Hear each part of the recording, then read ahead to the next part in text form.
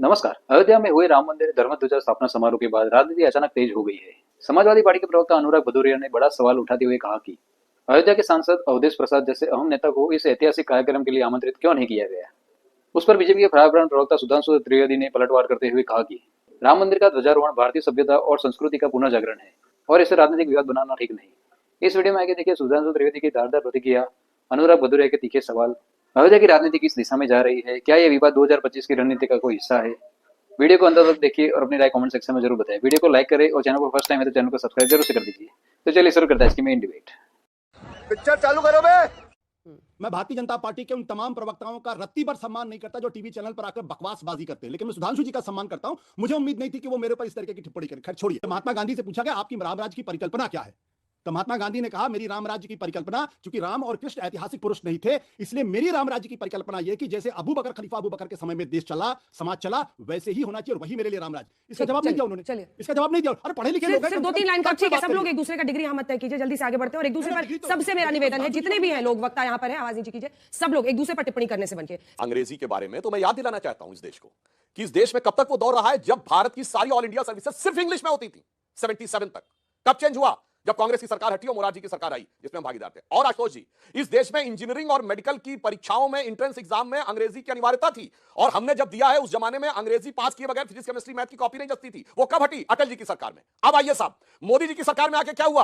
अब इंजीनियरिंग और मेडिकल की पढ़ाई भी भारतीय भाषाओं में होती है। नई शिक्षा नीति में 5वीं क्लास तक भारतीय भाषा पढ़ाई जाती है। फिर मैं चैलेंज करके पूछता हूं, आपका कोई बताए तमिल में कभी होती थी इंजीनियरिंग और मेडिकल की पढ़ाई? मोदी की सरकार में शुरू हुई। मराठी में कभी संभव थी? मोदी जी की सरकार में। बांग्ला में शुरू हुई मोदी जी की सरकार में। तो अगर अंग्रेजी भाषा को भी, और तो और सुनिए मेरे भाई, आराम से सुनिए, बहुत ज्यादा वो मत करिए। आप पढ़े लिखे तो पढ़ी लिखी बात करिए।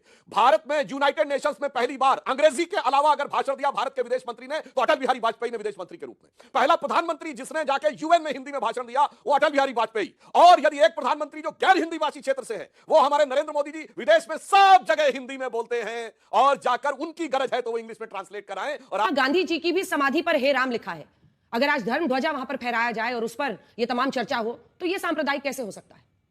बिल्कुल सही कह रहे हैं। वैसे उन्होंने जो बोला ना, आप समझे होंगे ना, देशवासी कोई समझा होगा। आपने सवाल पूछा था अयोध्या पे, पता नहीं कहां कहां चले गए घूमते घूमते घूमते घूमते, लेकिन आपने उस पे नहीं आए जो बोलना चाह रहे थे। सवाल ये है, बिल्कुल सही कह रहे, हे राम लिखा हुआ है, लेकिन गांधी जी की हत्या किसने की थी? वो जिस नाथुराम गॉडसे ने गांधी जी की हत्या की थी, उसको तो आप आरएसएस के लोग उसको तो अपना मानते थे। उसका मुर्दाबाद कहने में जीभ कपती थी। वही गांधी जी की बात कर रहे हैं ना, क्या और कोई गांधी जी है? दूसरी बात, अयोध्या में, वहां से अयोध्या में प्रभु राम तो कण कण में है और प्रभु राम तो सबके हैं, किसी एक के तो है नहीं। आप तो इस तरह से अभी बता रहे थे सनातन से आप आते हैं और यहाँ जो 4-5 लोग और बैठे हो सनातनी नहीं है। अरे हम सभी सनातनी हैं। सनातन कोई बीजेपी ने नहीं बनाया है, या बनाया तो बता दीजिए। आप तो ऐसे व्याख्यान कर रहे थे सनातन का, जैसे लगता है आपने बनाया। हम सब सनातनी हैं, सब प्रभु राम को मानने वाले लोग हैं। वहां प्रभु राम का आशीर्वाद मिला, समाजवादी पार्टी के कैंडिडेट जीते। अब आप उनको बुलाने में क्यों आप कतरा रहे थे? क्योंकि दलित समाज से आते, इसलिए आप उनको बुलाना नहीं चाहते थे। अरे वो भी तो सनातनी है, क्या सनातनी नहीं है? दलित समाज से इसलिए उनको सनातन नहीं मानते आप कि उनको बुला लेते तो क्या दिक्कत हो जाती? क्या वो आ जाते तो क्या कुछ कमी हो जाती, कुछ गड़बड़ी हो जाती? ऐसा तो नहीं होता ना। इसलिए आप धर्म के नाम पे राजनीति करते हैं प्रभु। हम धर्म आपको आस्था का विषय समझते हैं। आपने अभी कहा कि इन्होंने गोली चलाई। निपेंद्र मिश्रा जी कौन है? अंजना जी ने इंटरव्यू लिया था निपेंद्र मिश्रा जी का। उन्होंने साफ साफ अंजना जी के इंटरव्यू में बोला था कि आदरणीय मुलायम सिंह यादव जी ने गोली चलाने का आदेश नहीं दिया था, लोकल एडमिनिस्ट्रेशन ने चलाया था। उस समय देश संविधान और यहाँ पे न्यायपालिका चलता है। अगर आपको संवैधानिक प्रक्रिया पूरी करनी थी तो उस समय हुई। वही निपेंद्र मिश्रा जी को आपने ट्रस्ट का तो अध्यक्ष बना बैठे हैं। वही अयोध्या के ट्रस्ट के अध्यक्ष निपेंद्र मिश्रा जी तो हैं, उन्हीं के देखभाल में तो हो रहा है।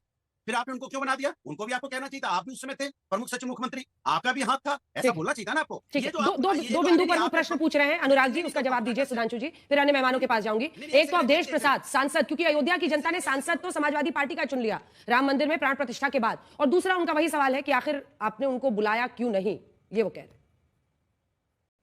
हैं। देखिए, जब बुलाया गया तो कोई आया नहीं, और राम के यहां जाने के लिए तो इतना बुलावा है। और मैं पूछना चाहता हूं भदौरिया जी, बाबर की कब्र पर 3-3 बार बिना बुलाए लोग जा चुके हैं। 1959 में जवाहरलाल नेहरू, 1968 में इंदिरा गांधी और 2005 में मनमोहन सिंह के साथ राहुल गांधी। गजब है साहब।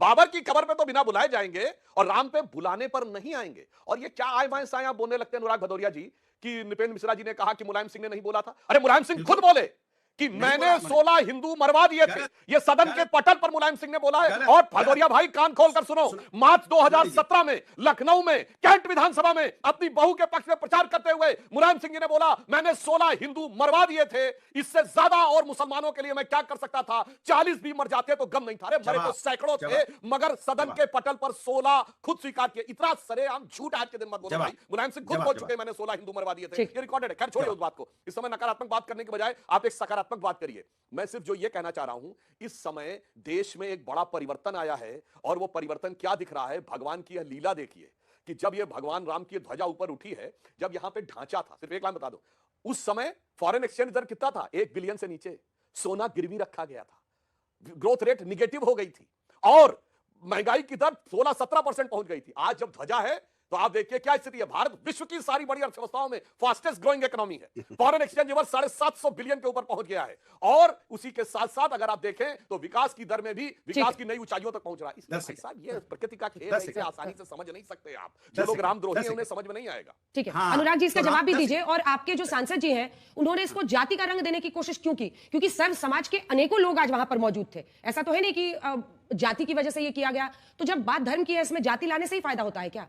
देखिए, जाति लाने की जरूरत इसलिए पड़ती है क्योंकि भारतीय जनता पार्टी ने उन्हें बुलाया नहीं, और कह रहे हैं कि वो बुलाने की जरूरत पड़ती है क्या? अरे प्रभु, प्राइम मिनिस्टर साहब जहां प्रधानमंत्री जाते हैं वो बड़ा प्रोटोकॉल होता है, वहां कोई नहीं घुस सकता बिना निमंत्रण के। आप निमंत्रण दोगे तो ही कोई जा पाएगा, ये आप भी जानते हैं, लेकिन आप बोलना नहीं चाहते हो। फिर आप कहते हो रामद्रोही। रामद्रोही तो प्रभु, हम प्रभु के आदर्श और आचरण को अपनाने वाले लोग हैं, आप उनके नाम पे राजनीति करने वाले लोग हैं। ये हमारे आपके बीच में फर्क है। हम मंदिर और इसके धर्म के नाम पे राजनीति नहीं करते। हमने यहाँ इटावा में कितना बड़ा केदारेश्वर मंदिर बनाया है, बनाया कि नहीं बनाया? किसी नेता ने बनाया तो बता दीजिए, बीजेपी के नेता ने। किसी ने इतनी भव्य मूर्ति किसी कृष्ण की लगाई है तो बता दीजिए। आप बजरंगबली की इतनी बड़ी मूर्ति लगाई तो बता दीजिए। नहीं बता पाएंगे सुधांशु जी, आपकी जीभ लड़खड़ाने लगेगी। अगर मंदिर देखिए, मैं निमंत्रण देता हूँ, आइए मंदिर इटावा में देखने के लिए, कितना बड़ा वहां शिव का मंदिर बनाया गया है, और देख के आपकी आंखें चौधे आ जाएंगी। क्योंकि हम राजनीति नहीं करते। आप बोल रहे हो इसलिए मुझे मजबूरी में बोलना पड़ता है। हर घर में मंदिर है, प्रभु कण कण में हम प्रभु को मानने वाले लोग हैं, इसलिए प्रभु का आशीर्वाद अयोध्या में मिला ना। आप चिल्लाते रहे, हल्ला मचाते रहे, यहाँ पे सबको बाइकआउट करते रहे, हम सनातनी, हम सनातनी। क्या हुआ? प्रभु ने हरा दिया आपको जमीन पे लाके खड़ा कर दिया। फिर भी तो आपको पिछली समझ बार नहीं जब आया। बुलाया था तब न जाने की वजह क्या थी अनुराग जी? क्योंकि मैंने बता रहा हूं ना, ये प्रभु के नाम पे राजनीति करते हैं। हम उनके आदर्श और आचरण को अपनाते हैं, इसलिए आशीर्वाद मुझे मिलता है। कई पॉइंट ये का जिस जवाब लोग के सुधांशु आदर्श जी देंगे। आचरण को सुधांशु जी, अपनाते हैं, इनको अब आशीर्वाद आपने हाथ उठाया तो मैं आपके पास आ रही हूं। बस 2 लाइन का जवाब, बाकी 3 लोग इंतजार कर रहे हैं। बस 2 लाइन का। बस मैं एक बात बताना चाहता हूं। आज जो प्रधानमंत्री जी ने कहा, 7 और मंदिरों का भी वहां पर स्थापना हुई है, जिसमें महर्षि वशिष्ठ, महर्षि विश्वामित्र और महर्षि अगस्त्य का भी है। और इसी के साथ साथ उन्होंने माता शबरी का, माता अहिल्या जी का और निषाद राजगुह का भी है। और जहां तक जवान लड़खड़ाने की बात थी, अभी सुनिए, भगवान कृष्ण की मूर्ति की बात बताने वाले, कृष्ण के वंशज बताने वाले अनुराग भदौरिया जी, कृष्ण जन्मभूमि मुक्ति होनी चाहिए कि नहीं? बोलो। वहां से औरंगजेब की मस्जिद हटनी चाहिए कि नहीं? बोलो हाँ या ना। अभी देखिए जवान लड़खड़ा जाए, बोलिए भदौरिया जी, बताइए मथुरा मुक्त होना चाहिए कि नहीं? बोलो। बताइए कब आएंगे, तारीख अरे बताइए। बोलिए ना, मथुरा मुक्त होनी चाहिए कि नहीं? बताइए, आप बताइए। राजनीति में आ गए, राजनीति में आ गए, क्योंकि मंदिर चलिए, में वहां आ राजनीति गया। नहीं होगी, इसलिए नहीं आना चाहते। अब बहस को क्योंकि आगे नहीं राजनीति चलते। में राजनीति दिखाई दे क्या रहा है बात है? आपको। आज आदिल आप हसन सेल्फी साहब। में आ जाएंगे, श्री कृष्ण भगवान की मूर्ति का दर्शन कर लेंगे, राजनीति फायदा नहीं मिलेगा, इसलिए नहीं आएंगे। ये